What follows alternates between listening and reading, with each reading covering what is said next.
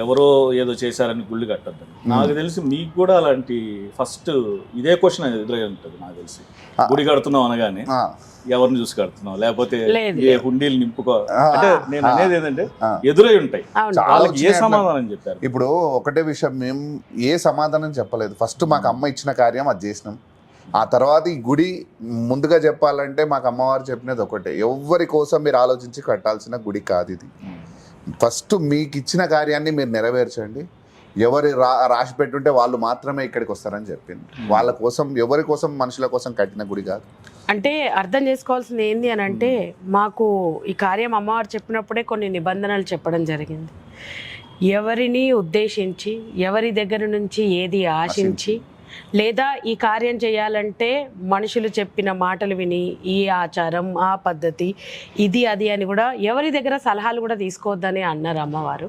ఇక్కడ మేమిద్దరము మాతో ఉన్న మా పని వాళ్ళు తప్పితే ఇంకా ఎవ్వరికి సంబంధం లేనిది ఇది. అంటే ఎవరి సలహాలు ఎవరు కానీ ఇప్పుడు చాలామంది మాకు చెప్పిండ్రు గుడి కట్టేటప్పుడు 5గురి దగ్గరైనా పైసలు తీసుకొని కట్టాలి, లేకపోతే దైవ కార్యమే చెయ్యొద్దు అని చెప్పని అన్నారు.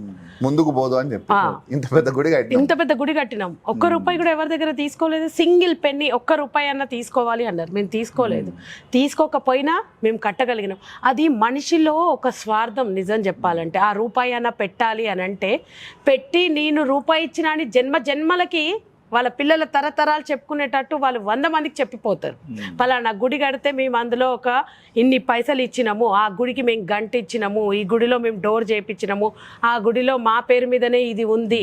ఒక్క పూట అన్నప్రసాదం చేస్తే 100 మందికి చెప్పుకుంటాం, ఒక పెద్ద బ్యానర్ వేయించుకుంటారు. మేము ఇంతమందికి ఇక్కడ ఈ గుళ్ళో అన్నదానం చేయించినామని స్టేటస్లు పెడతారు, 100 మందికి చుట్టాలకు చెప్పుకుంటారు, ఫ్రెండ్స్కి చెప్పుకుంటారు. And first of all personal invitations ఉంటాయి. పలానా చోట నేను అన్నప్రసాద కార్యక్రమం అన్నప్రసాదం కూడా అన్నారు, అన్నదానం చేస్తున్నాను నేను, ఇక్కడ రండి అక్కడ రండి అని చెప్పి. అంటే నలుగురికి చూపించుకోవడానికి చేసేది మంచి పని ఎట్లా అవుతుంది? ఏ స్వార్థం లేకుండా చేసేదే దేవుడికి సంబంధించిన కార్యం మా దృష్టిలో.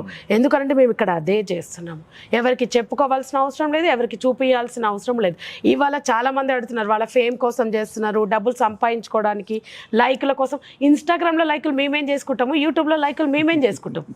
ఇప్పుడు బ్రతుకు తెరువు లేని వాళ్ళకి ఇక్కడికి లోపలికి వచ్చినప్పుడు పార్కింగ్ ఏమైనా వసూలు చేసారా మీ దగ్గర? పంతులు గారు ఏమన్నా అర్చన టికెట్ తీసుకున్నారా? లేకపోతే లోపల పంతులు గారు మిమ్మల్ని ఏమన్నా డిమాండ్ చేసిండ్రా డబ్బులు? లేదు.